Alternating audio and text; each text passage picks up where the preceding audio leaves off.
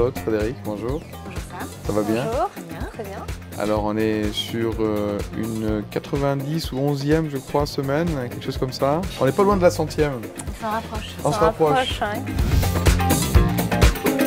On va parler du nom de domaine l.fr, e3le.fr. D'accord. Vous voyez où je veux en venir, Sam? Ça m'intéresse, allons-y. C'est une décision du 14 mai 2009 du centre d'arbitrage de l'OMPI. Donc en fait la société achète Philippe Aki qui est titulaire de la marque, nom de domaine composé du terme L, E2LE. Ça vous rappelle forcément le magazine féminin très connu en France mais aussi à l'étranger puisqu'il a toutes ses déclinaisons dans de nombreuses langues. Donc Hachette Philippe Aki a détecté un nom de domaine e3le.fr qui portait forcément atteinte à sa marque antérieure, communautaire, française, ses noms de domaine. Elle a donc demandé auprès de la FNIC la levée de l'anonymat, puisque vous savez que pour un .fr, le titulaire peut choisir de réserver son nom de domaine de manière anonyme. Lorsque c'est une personne physique en fait, oui. Pour respecter les données personnelles en fait. C'est la CNIL qui gère tout ça en France et c'est de plus en plus réglementé. Et effectivement, maintenant, on a la possibilité de réserver des noms de domaine en .fr sans malheureusement savoir qui l'a réservé. Ça ne facilite pas forcément les procédures, mais on a des moyens donc, de lever cet anonymat, c'est bien utile. Voilà, notamment auprès de la FNIC, donc c'est ce qu'elle a pu obtenir pour former une plainte et déposer une plainte auprès de la FNIC. Donc l'argumentation est relativement facile, un nom de domaine quasi identique. On pourrait même dire du cybersquatting, ça c'est quasi évident avec une marque notoire. Et un nom de domaine qui débouchait sur une page de liens commerciaux, évidemment qui comportait en fait des liens commerciaux vers des concurrents. D'accord. Vogue.fr, etc. Donc c'était assez facile pour le coup. Donc il n'a pas fallu argumenter pendant des heures pour que l'expert soit convaincu que ce nom de domaine portait atteinte et il a repris l'argumentation du demandeur et a prononcé le transfert du nom de domaine. Donc vous me direz, mais alors quel est l'intérêt?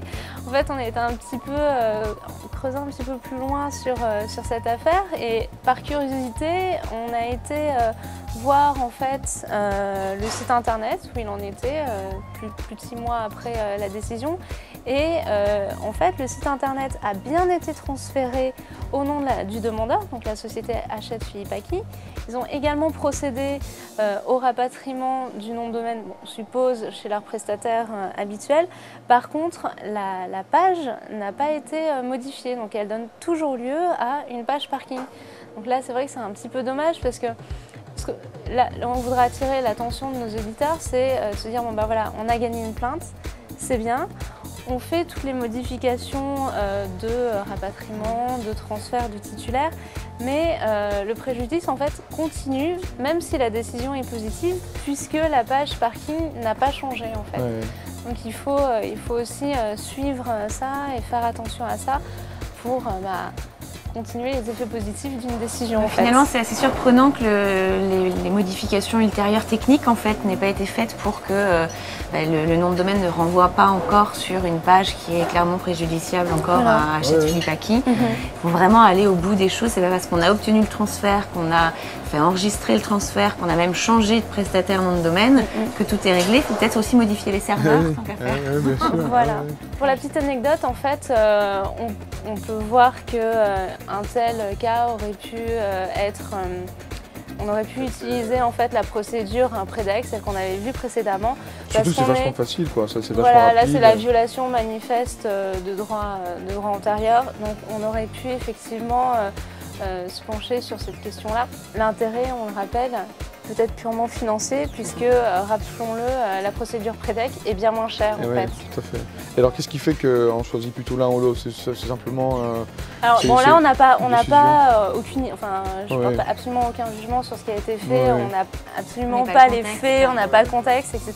Juste c'est pour donner un exemple en fait. On aurait pu, la parle a été...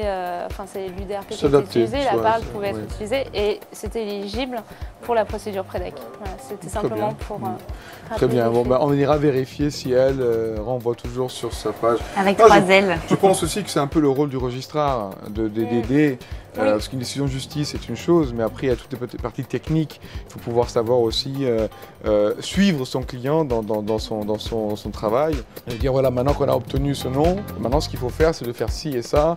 Parce que toutes les entreprises n'ont pas au sein je dirais, de leur organisation des personnes spécialisées pour là-dessus. ce genre de choses. Bien sûr. Puis bon, un nom de domaine, ce n'est pas que un droit qu'on essaie de récupérer quand on a perdu. Une fois qu'on l'a, effectivement, il faut le gérer, il y a tout ce qui va autour, etc. Bon, bah, c'est bien de savoir. Parfait. Bon, bah, à la semaine prochaine. À la semaine prochaine. Merci. Merci.